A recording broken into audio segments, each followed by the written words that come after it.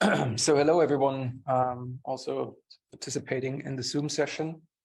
Yeah, sustainability. I mean, we just saw how COVID has affected the activities from SAMEC, and I think that's an observation we see across the world when it comes to, let's say, face-to-face meetings, people coming together and sharing ideas and working collaboratively on topics. As much as I appreciate technology that helps, to cross boundaries and time zones and all of that, and allows us to be much more flexible in coming together. The option to have a face-to-face meeting and be with your peers in a room is actually very valuable. So I have to say, I'm a bit sorry that we're just like 5 guys sitting here in this room. This is someone now actually giving an overview on the, let's say, the outcome of the study group item in sustainability. And sustainability is actually also about topics like, carbon footprint and stuff like this. But at the end of the day, I try to compensate this fact that I took a plane to Japan, because there's not really another way to do this in a more economical or ecological way, is that I then use public transportation and walk also to some of those. You came by walk and swimming. And well, that would have been a challenge. That would have been a massive challenge. But yeah, I think sustainability is the topic of the day. We provide, or my company and me in particular, we also provide consulting services around digital and IT strategy. And it's interesting to see that sustainability now is, I would say, a regular element, if not kind of like a mandatory element in all of IT strategy documents that I've seen for 2023 or upcoming years. That is definitely on the CIO agenda. For some of those companies, it's probably just to have this, box ticked and, to have maybe here and there just an excuse. We know about this topic of greenwashing, and I think it's in our hands to deal with this. And I'm coming from Germany. I'm not sure if you have seen the news, but I think this is a general move right now for some of the people that actually try to push this message. It's even a political statement that tends to be sometimes critical. I'm not sure if you hear about the lost generation activities around the world. But for instance, we have people now actually gluing themselves on streets, trying to block traffic in order to make the government be more open for topics around sustainability. I think really that, I don't want to be one of them and gluing myself to some places or trying to just, show off. We can do with our activities quite a bit. What we have done in the study group, and I have to say it's pretty much the result or outcome also of a very close alignment. And you have mentioned that with the cybersecurity topic with the item forum. The item forum has a special interest group for several months now. I mean, I think to what I know, it started in 2022 also on sustainability. And so much of the ideas and topics are also a collaborative result. And I could say I don't want to take any credit for, specifically the activities that the special interest group, and Sherry is in the call, and she's, I think, one of the most active ones in the special interest group, trying to push this message, to the community. So just to have a general understanding of what I have done with the study group, or what we have done with the special interest group. So there is a regular alignment and coordination, and I really appreciate the support that we get from the item forum.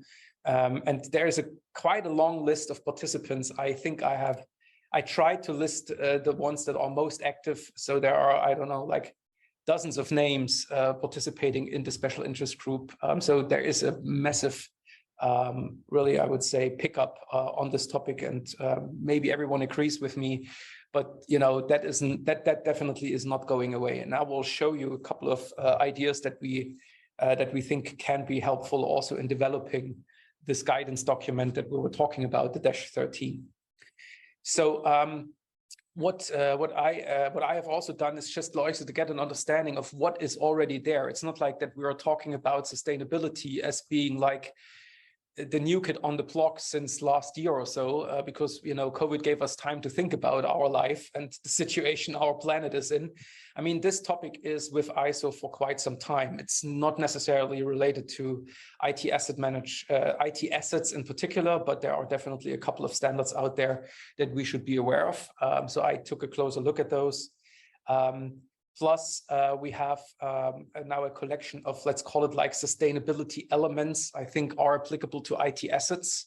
And maybe we have also a chance to talk through those and want to get your thoughts on it. And then a couple of recommendations for next steps. And I already mentioned that, so I would really like to push this guidance document so that we get this published as soon as possible. I mean, we are on the top of the wave right now when it comes to awareness.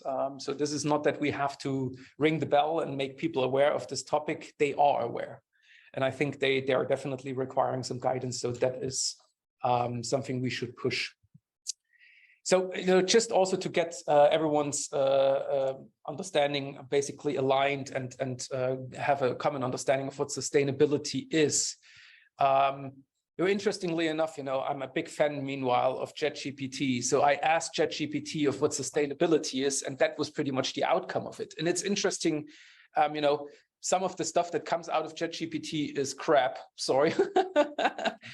But, for some topics, again, I'm not taking credit for this. I was just trying to, and English is not my native language, so I'm trying to, try to find the right words to put it together. And yes, I have adjusted a little bit the wording that came out of it, but it's all about the capacity of a system, and we're talking about IT asset management system, so that this system is able to be maintained and continued over a long term, which means, this is not just short-term focused. In other words, we're not looking to do this now in order to have, a sustainable approach to IT assets that we use now. It has to be something that is basically a continuous process that we want to implement.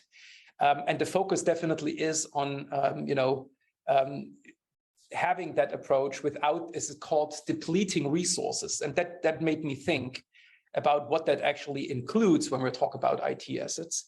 I'm kind of like taking the fun away a bit by already saying we quite often look at stuff like, energy consumption, right? So this is kind of like the thing, because energy has to be produced. So, and yes, I have also now a photovoltaic thing. I'm collecting now sunlight and charge my car.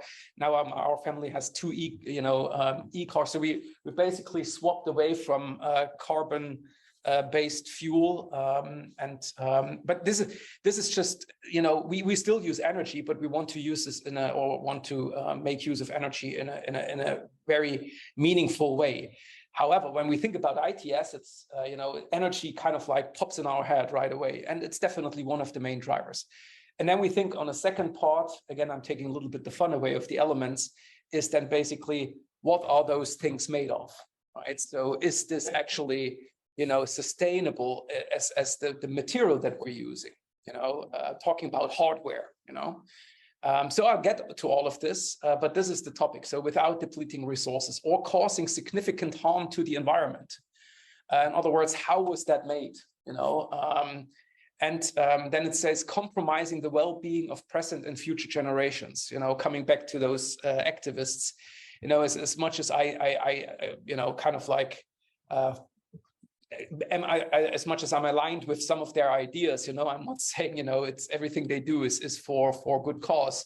But, talking about future generations means what can we do in order so that they have still, basically the same level of life quality as we have today. So it's always balancing, as it says, economic, environmental, and social factors. This is quite interesting. I haven't really looked into the social element, but everyone probably is aware of this, short-term ESG. I hope that says something to everyone. Yeah. Environmental, social, governance. Yeah. And there are definitely a couple of things where, so it's not just about, was this made with the lowest amount of energy possible, with the lowest amount of resources in whatever way, but also was the stuff produced under, acceptable working conditions and, things like that. That's also part in a way when it comes to sustainability. I haven't too much focus on this, but it's all about this equilibrium between human activities and the natural world. So, and then with the last sentence, in essence, sustainability aims to meet the needs of the present without compromising the ability for future generations, again, to meet their own needs. Now, for me, that was quite interesting to see what artificial intelligence was understanding by reading through documents that are available or that have been fed to this AI in order to come back with that definition. So it's quite interesting to see what that came up with.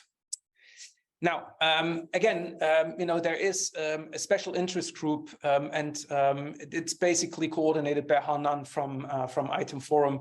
And Sherry, I put you like on the second spot. And again, maybe you are actually on the top because you're very active. Jennifer Carr, Astrid Wine, AJ Witt. Those are just a couple of names and more.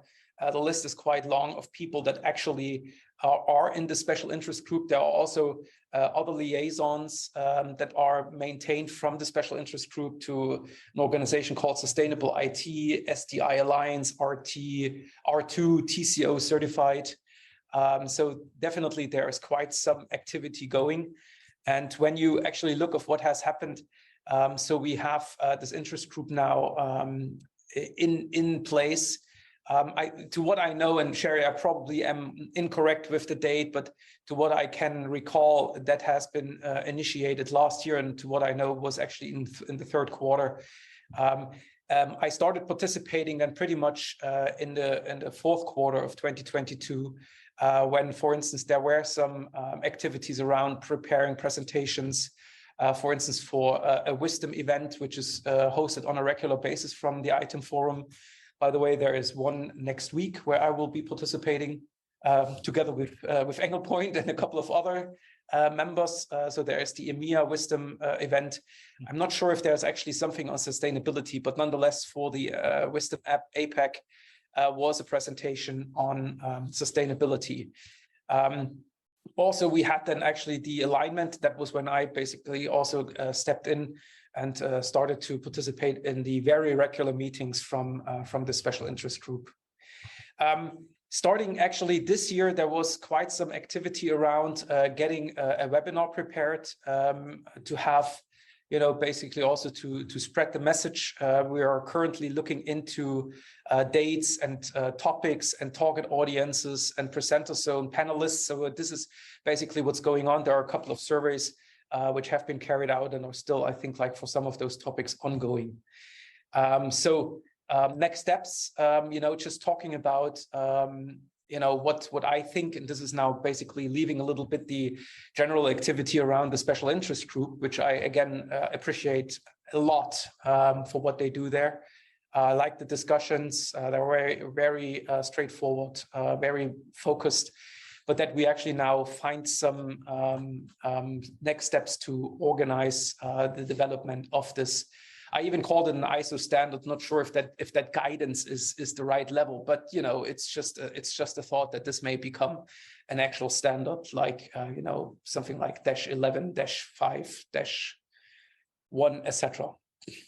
So this is basically what happened over the last couple of months, and what I just did, and this is just to give you an idea of what's already going on with ISO and sustainability. So there's quite some activity. I'm not sure if you are all aware of those different standards. I think the one that pops out, which probably everyone knows, is the 14001. It's on environmental management systems. So this is all about how to improve on your environmental performance. And I put a little, let's say, certificate icon in front of it where you can actually get certified for the standard. So quite a few companies, also in Germany, and I think this is an international thing, have now this one either already in place or have it discovered now as being also an option to demonstrate sound and good management and good governance on environmental aspects. So this is kind of like experience a renaissance. It was a little bit on the downside for the years when it was introduced. You can see it was actually introduced in 1996. So quite some time, right? So this is not, as we say, super new.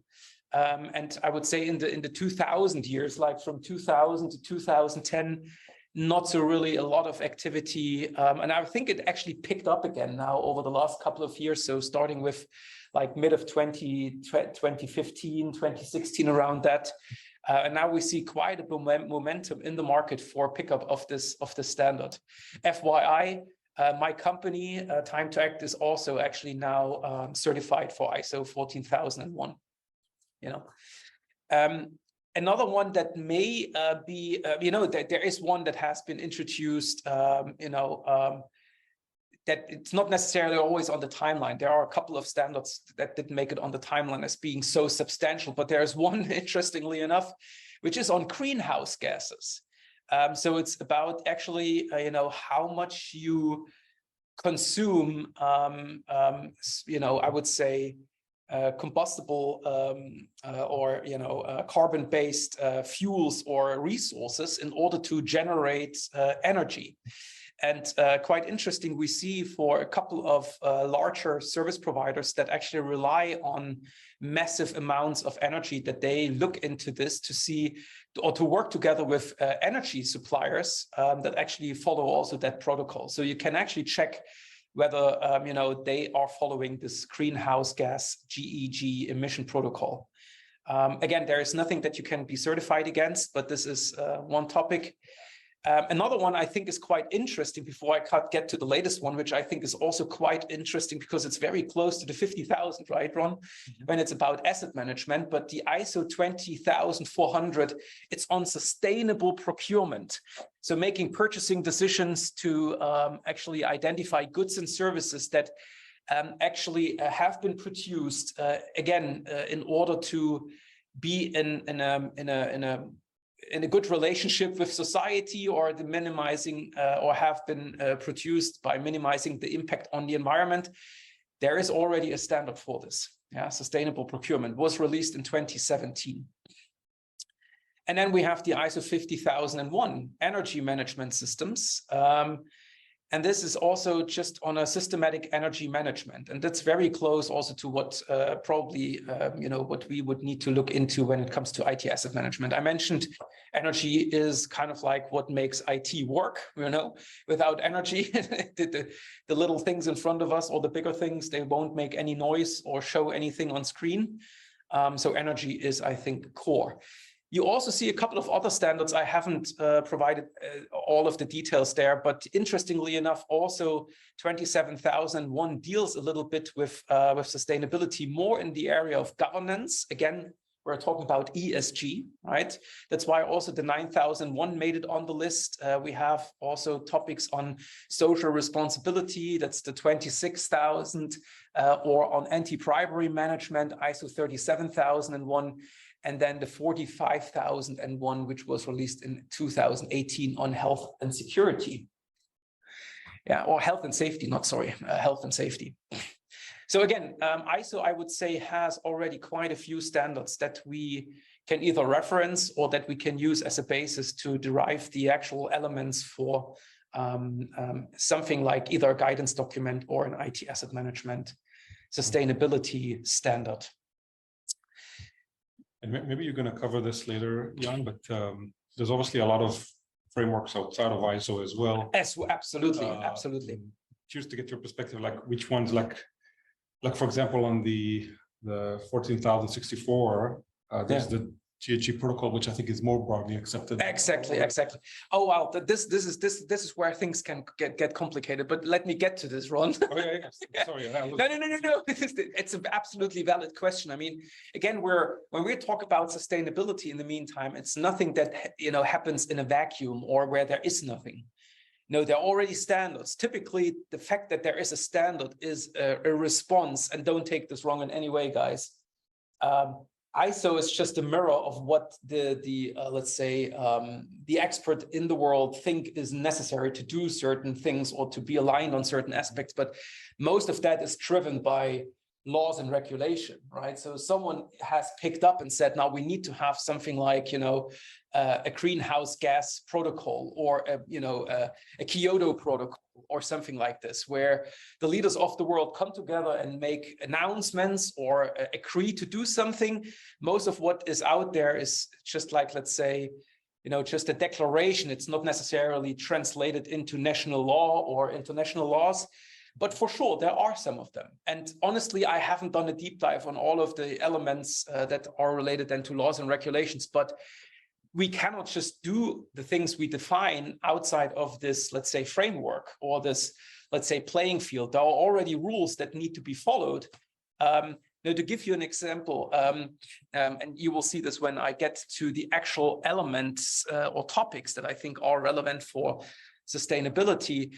For instance, there is a law in Germany on technical, what's it says? I forgot the term. I will pick it up later on. So it's basically that there was a massive discussion around Apple products, as you may remember, that they are unrepairable in a way, or that Apple actually forced updates that could not be loaded on older devices, which would still work, but you cannot do the update anymore. And I'm not sure about the actual term of that, but I will pick it up later on, is where there's a law in Germany that actually is forcing companies to secure over a specific lifespan that you need to be able to maintain that asset, right? We have something comparable in France with repairability core. Right to repair. And also a new law about sustainable IT, about the need no obsolescence, no software. Technical obsolescence. That's the term, sir. Thank you very much. Yes, and so on.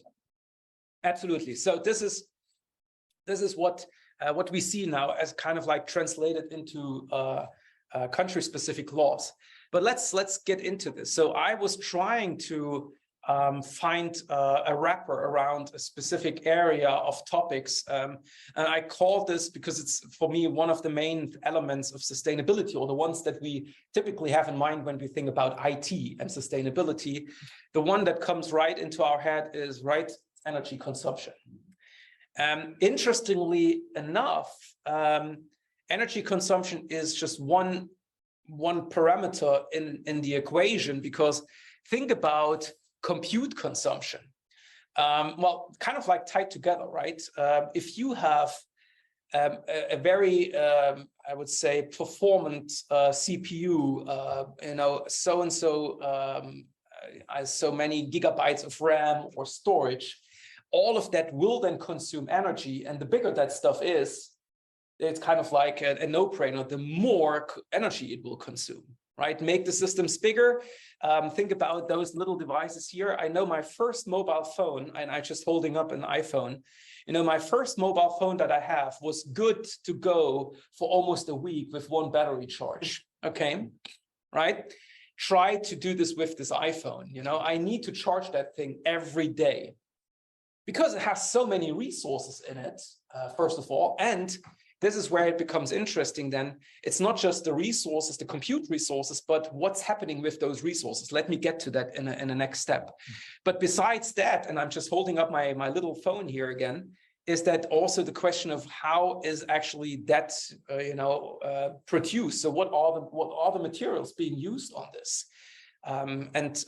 So it's really the question of, have there been materials being used that are just fancy and but it actually takes quite a bit of energy, and maybe there are scarce resources as well that you can only have once, and if that goes then into a waste disposal process, all of those resources are gone, because it's the way how those components are also glued and tied together, right? But let's think about those three elements: compute consumption, energy consumption, material consumption. And I try to go on the next level and say, we can talk about green software. Green software for me is something where I think there hasn't been too much time spent on this topic. And let me give you a couple of thoughts that I have on this.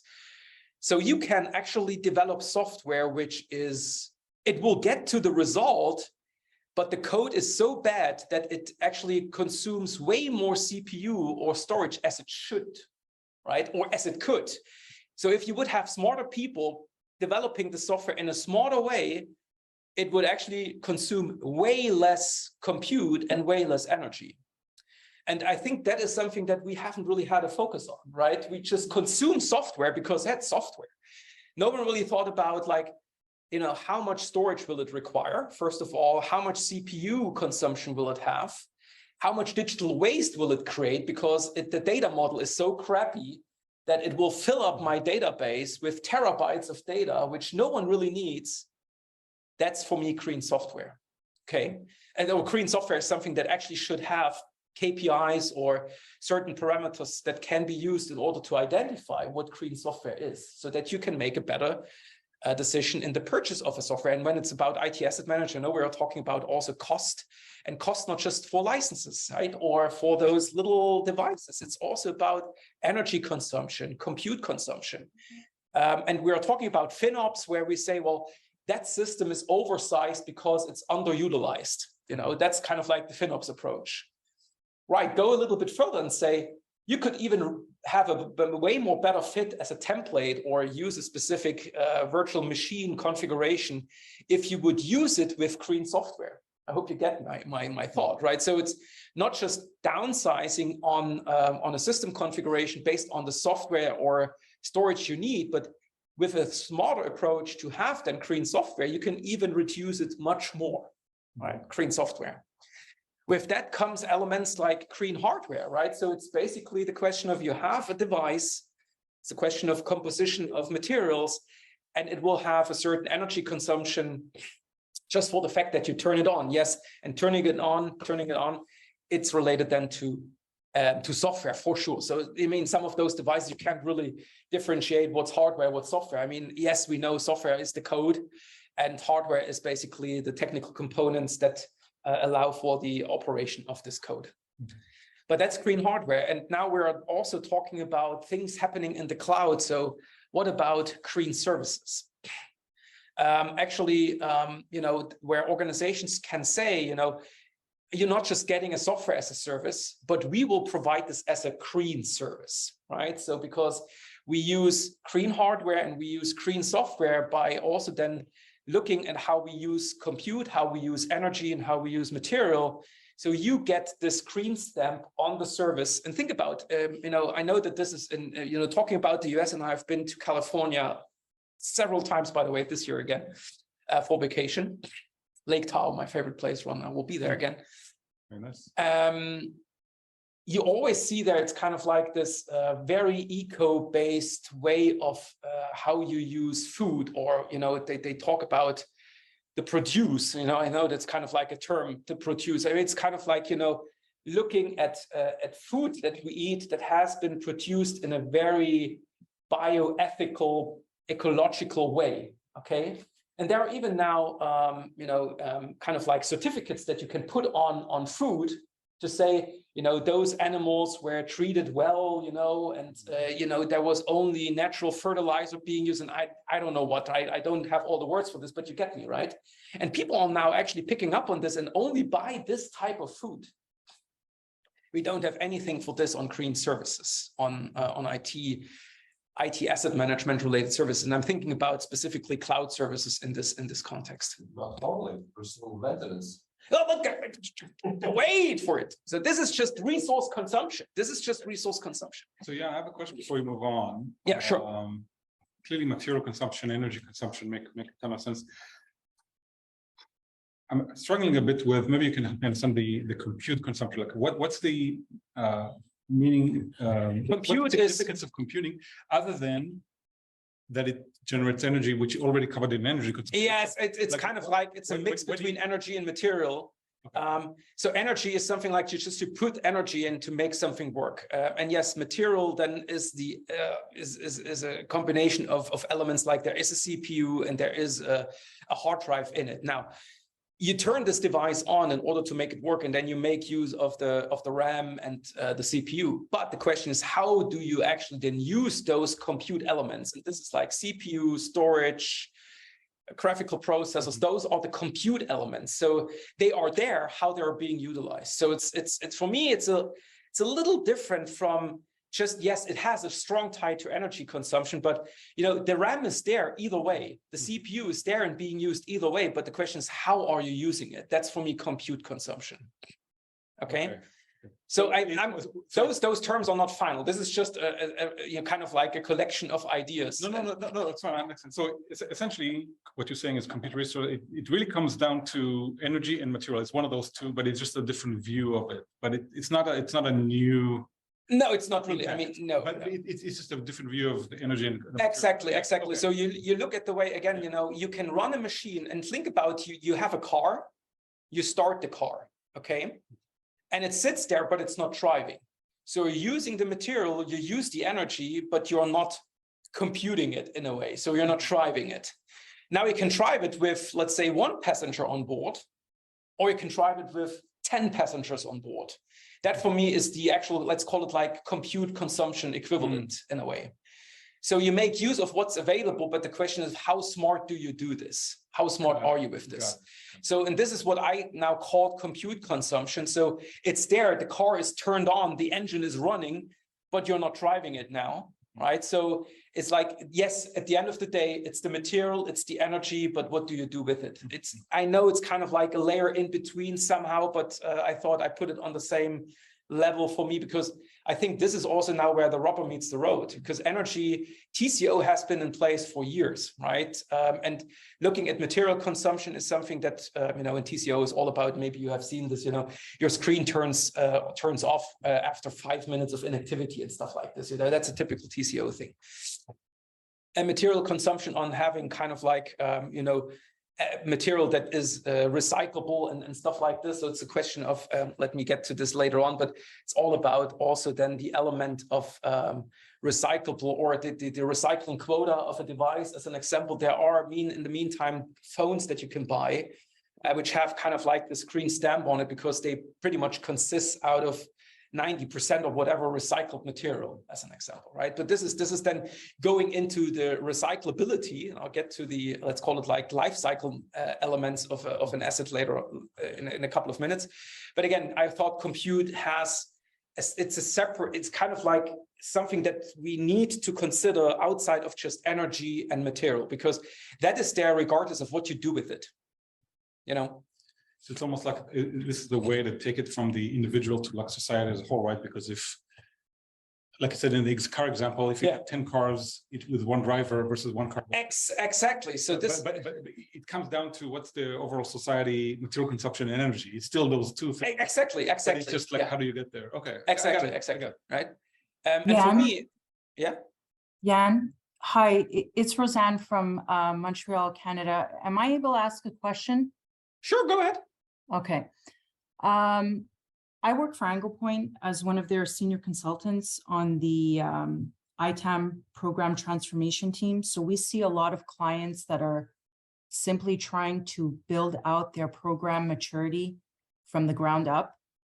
And I was wondering if you had any best practice examples or some of those ISO documents that jump out that would help us while we are building out their program maturity, work in tandem to start embedding some of these, sustainability best practice principles, if you wish, into their IT asset lifecycle stages, right? So kind of working in tandem. I don't know if you're going to touch on that, perhaps later in your discussion. Yeah, a little bit. If you ask me, are there already, call it like good management practices that have been developed?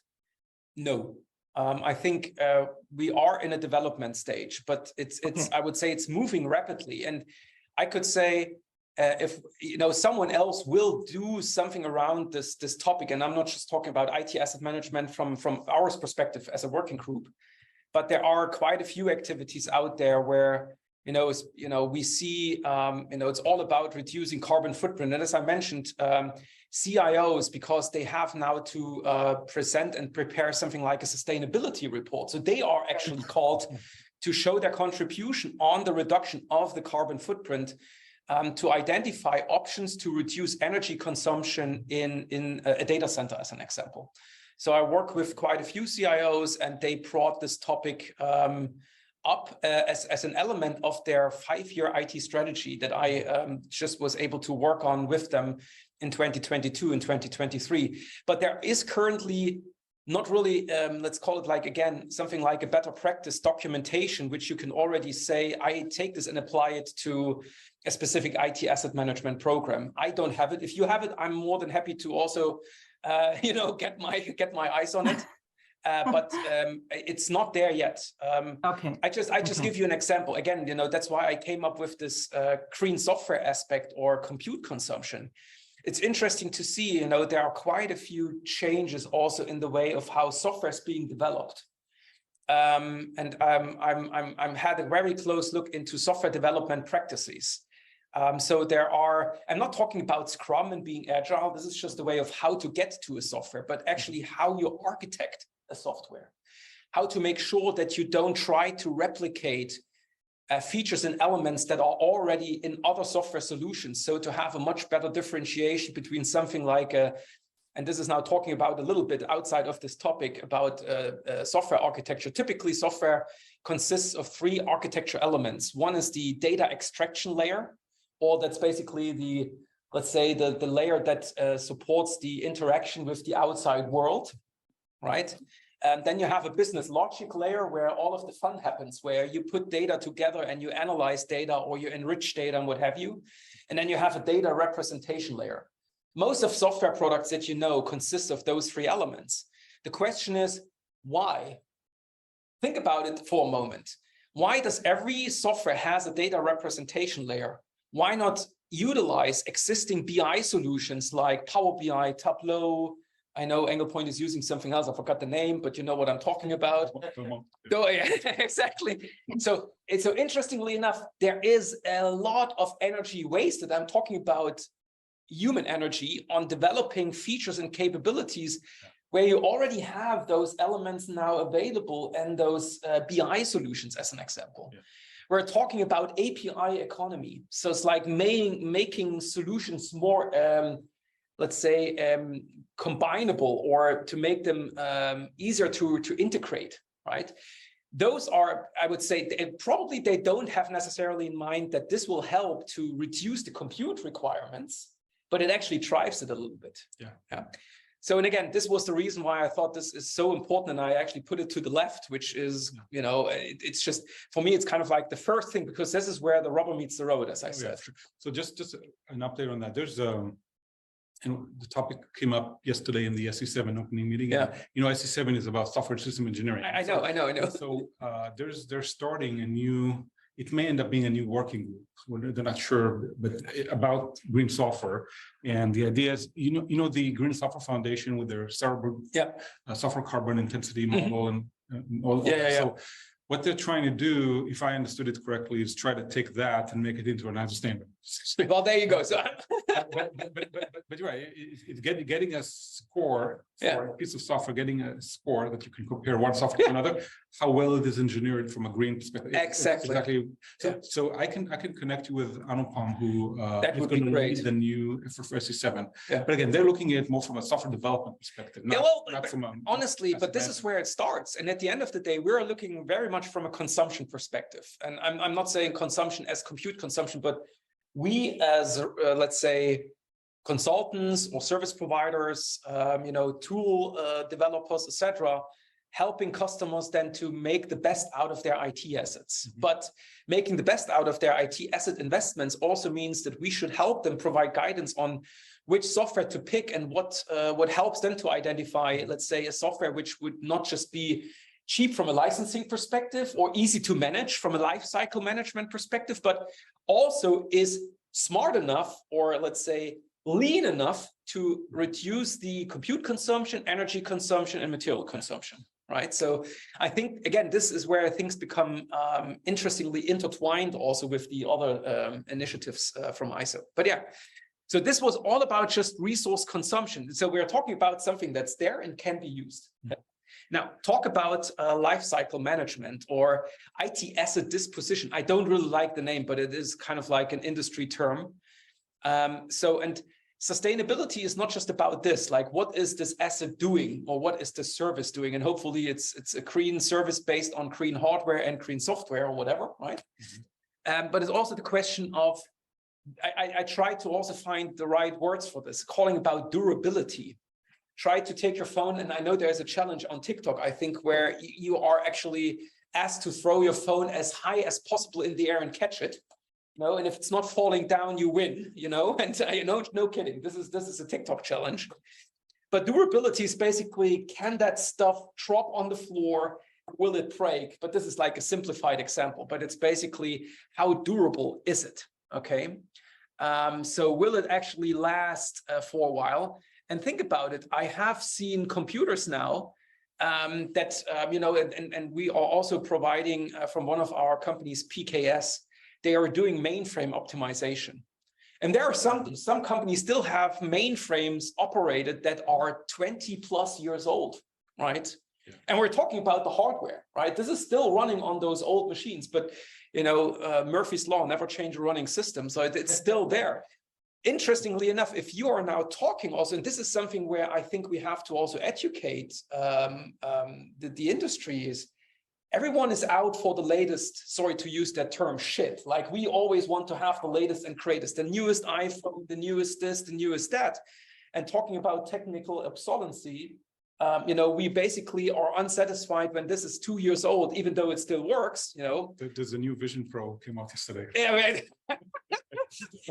Mine is 7 years old. Well, there you go. I like that. I like that. So just think about it. Durability is now also, it's not just that it really will just last for, I'm not saying forever, but I'm a big fan of old car shows, like classic cars. There are cars that still run, and are 80 years old, as an example. If we think about IT, we always have in mind, like after 5 years, they are fully depreciated and just throw it away. We have this throwaway kind of like attitude. And I would say, yes, with durability, that attitude may have been, or it lived up to this momentum where people also say, after 5 years, those devices feel kind of like old. They feel icky. It's not a good experience anymore. The buttons are kind of like already shiny. The buttons don't work anymore. It takes ages to boot up. And then we're talking about maintainability, because this is where technical obsolescence kicks in as well. You don't get any updates for those devices anymore. So they are not really maintainable in this regard, right? So to keep them in a state where everyone feels comfortable from a security perspective, from whatever it is, like the latest features that are loaded on that device or on this piece of hardware, the latest software that you want to use.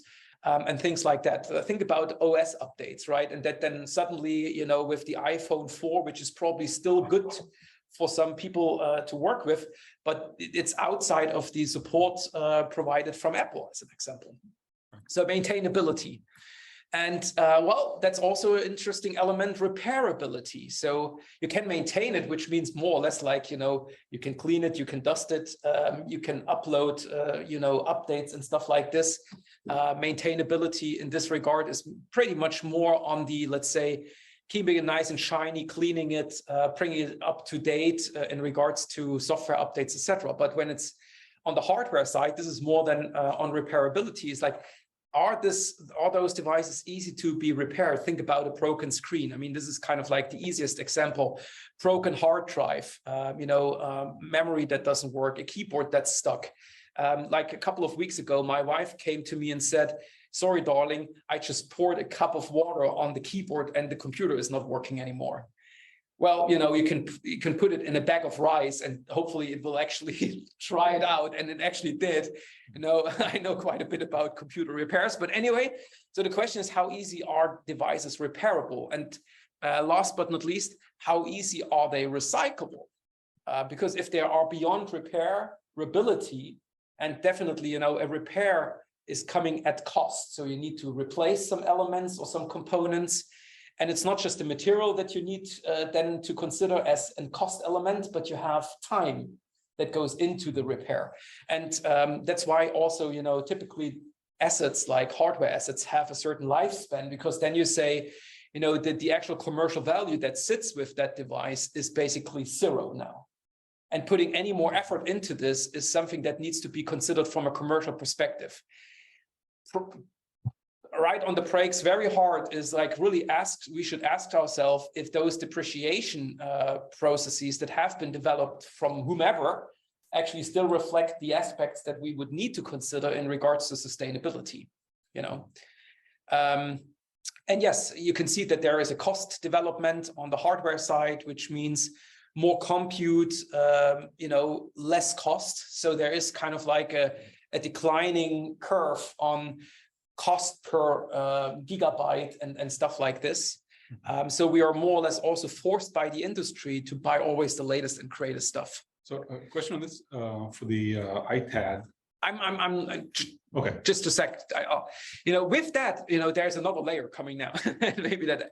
So first of all, this is kind of like in between when it comes to material consumption and recyclability. It's like kind of like the recycling quota on hardware elements. But beyond below that lifecycle management visualization here, we have then also elements like I call it like just to work with the with what you have. And I can say I grew up in a country where we had to live with basically not a lot. I grew up in East Germany, and we didn't have access to some of the nice things. So we always had to improvise. Let's call it like this.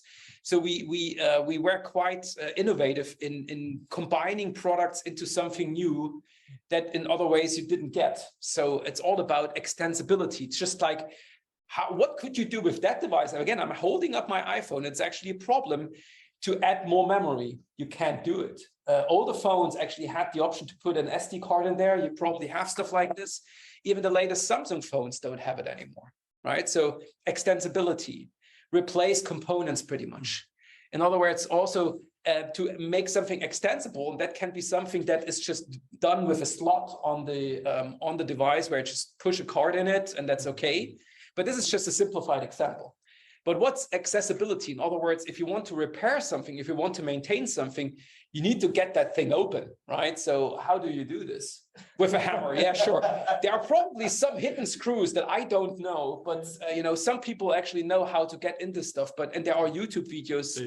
You need a special toolkit. But you need a special toolkit as an example. But it's in some areas really all of this is just a ball of glue. And I know that this is just like simplifying of how it looks like, but it's basically a composite material where you have not just like this, the chip and the platine and whatever it is. It's basically just one thing, And just to give you an idea, also in cars, like it's typical today that you completely replace an actual component. In my car, I had a problem with my towing hook in the back, and I wasn't even aware that this had a little own computer because it has to adjust the ABS system, it has to adjust the stability program. So there's a little extra computer that actually kind of kicks in as soon as you hook like a trailer to your car.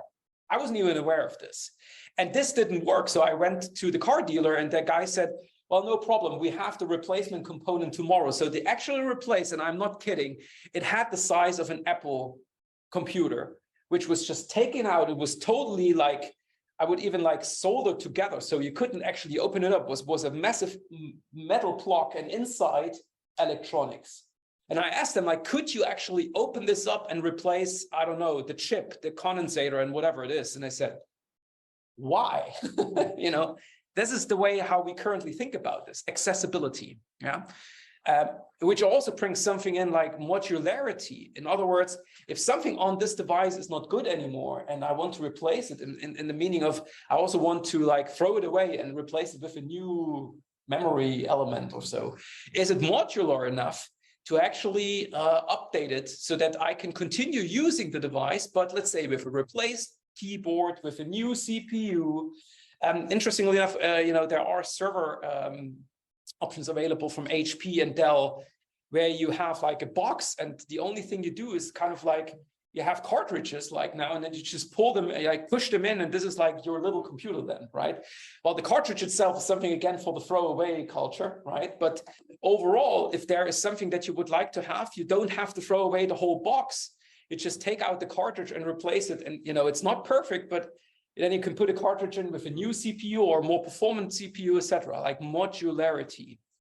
And last but not least, returnability, also interesting. In Germany, there is a law that everyone who sells you tech needs to take it back, right? So that they then actually can feed this into a recycle process, which is not you throwing that thing in just a regular garbage, and just because of some sophisticated recycle process at the, I don't know, before it goes on the waste, what is like this in the US, I've seen this too often, like those big piles of waste. Yeah. I mean, in Germany, they're actually scanning now pretty much every garbage, every garbage that goes in is being scanned for metal, and then the metal's being pulled out of the garbage, and it's going into a different recycling process where they try to select then, valuable components. I mean, you don't believe how much gold is in that little device here that I'm holding up, an iPhone. There's gold in here, right? And some other scarce resources. I'm driving an electronic car, and I know I spend way much time here. Sorry for this, but sustainable is important. It's interesting enough. There is a study which actually tells if we would replace all of the fuel combustion based cars today with cars like a Tesla that requires batteries, in other words, lithium. We don't have that much lithium in the world to do this, right? And talking about life cycle perspective, we probably could get everyone a car right now, but what about then in 10 years? And lithium is nothing that can be recreated, right? It's either there or it's gone. So it's a scarce resource. And but this is just a question of then recyclability, modularity, and last but not least, again, coming to this term, returnability. So can we return something so that it can be repurposed, can be recycled, etc. It's kind of like the layer below, which kind of like then combines those four elements. Sorry, and Ron, you have a question, and I probably that additional information didn't answer the question, but no, actually the last one, because I was looking for something around like you can repurpose it, you can donate it, you can do exactly. That's for me returnability. Yeah, returnability. Yeah, so you answered. Yeah. So for me, again, we have this throwaway attitude. Sorry, guys, this is really, and I'm not taking myself out of this equation. I read about a new Chinese company, which is basically focusing now on one-time use only for one moment clothing, right? So you buy a pair of pants, you buy a t-shirt, you wear it, you throw it away. And they're kind of like becoming really big right now. And basically one of those t-shirts costs you, I don't know, let's give or take $1 or $2. Right. So this, again, we still have this attitude like we have, like, I don't know, a second or third Earth that we can, use for scarce resources. And maybe there are some asteroids and comets out there, and maybe we find something cool on Mars, and Elon Musk will get us there. But for the moment, we need to get, again, also the industry educated that, yes, for IT asset management, all of those aspects are super critical. Yeah. And if I would now make a decision on buying something, yes, probably my CIO would tell me, try to get the costs down, this is like what drives us. And costs from a purchase perspective, like that moment, no one is really currently having something like a requirements catalog where it says, well, the hardware should be durable, maintainable, repairable, recyclable. It's always about, yes, it needs to be compatible with, it cannot cost more than. And that's the moment of purchase. No one looks at this life cycle aspect from a cost perspective. And you can buy something really cheap, but it may only hold for a year, and then you buy again, right? And then you buy again. For the moment, it was super cheap. Maybe you should spend more money, buy something that actually fulfills those requirements. And there you go. Over the next 10 years, you probably save money. Not on the just life cycle aspects, but then also on resource consumption. If you buy, sorry for all those examples, but just I also want to get your awareness. I got myself a Ford Mustang Mach-E last year, okay? That's a super, I mean, it's not the biggest SUV in the market. I think it's the competitor model for the Model Y, to what I know from Tesla. And my neighbor had a Hyundai Ioniq for almost 4 years at that time, you know? The Mach-E is consuming 20 on average, and I've driven that thing now for almost 15,000 miles, right? So it has an average consumption on 18 kilowatts per 100 kilometers. I'm not sure what that is in miles, but you know, I think Tesla will get you to 16 kilowatts, okay, per 100 kilometers. So, and my neighbor now actually bought himself the new Mini.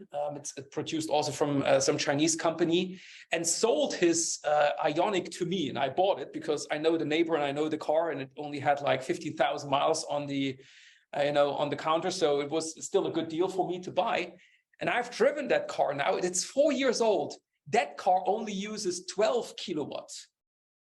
On average for 100 kilometers.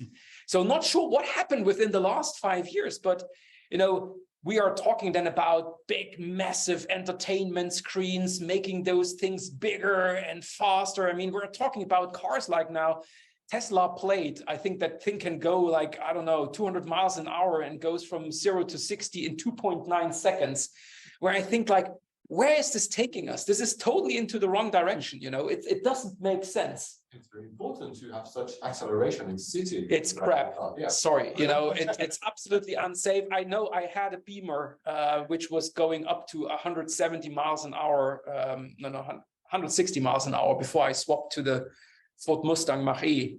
And I can tell you, I was driving 260 kilometers an hour.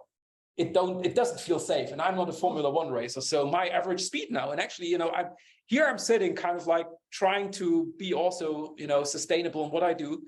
I reduced my average speed now to 70. That's at 70 miles per hour, or 110 to 120 kilometers an hour. This is what I'm driving. I'm not driving any faster. This is it. Mm-hmm.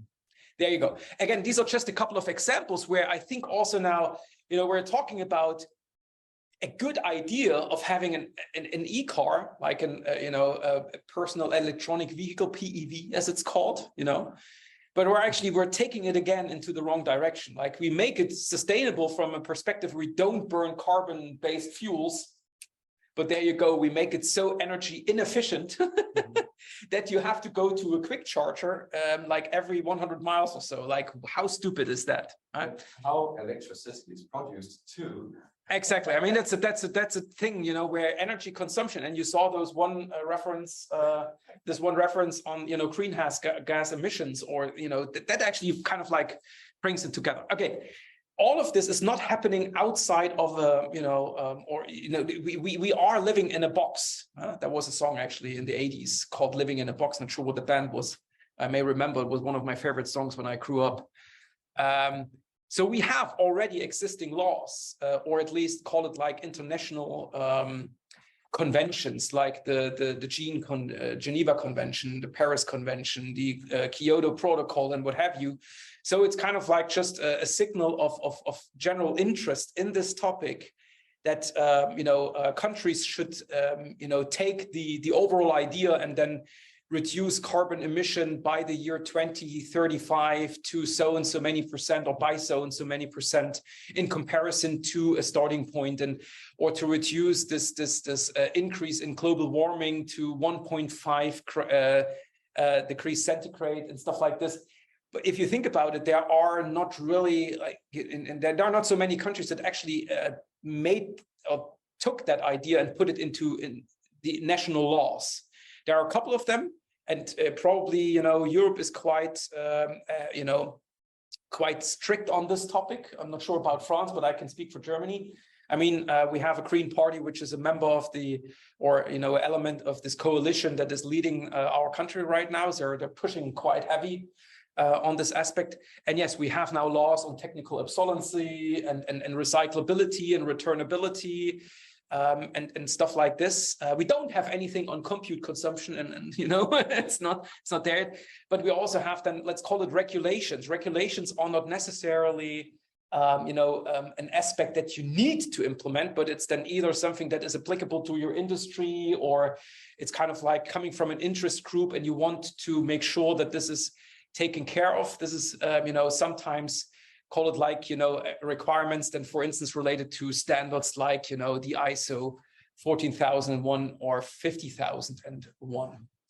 And this is the area we're kind of like sitting in right now. And specifically on the left side, I think, talking about next steps, I think we still have to drive this and support education on the relevance for sustainability, and actually start adopting those ISO standards for IT assets, and this is why I was more thinking on an actual standard, something, looking at the Deming wheel, where you really have a plan to check act approach for sustainability management in ITEM. And then looking at the aspects that are then hopefully also tied, coming back to the question from one of your colleagues from Engelpoint, where you actually have a direct connect to the IT lifecycle management processes and the asset functional management processes. Plus, what the standard should do, it should provide guidance. This is where things can get a bit tricky, because I know ISO is not saying, you need to have, let's say, a recycle quota of X%, but at least to give some ideas and guidance on outcome-driven metrics or key performance indicators for good sustainable management practices in ITEM. That is kind of like what I envision for this -13 to include. And that's all from my side. And sorry for spending an hour almost on that.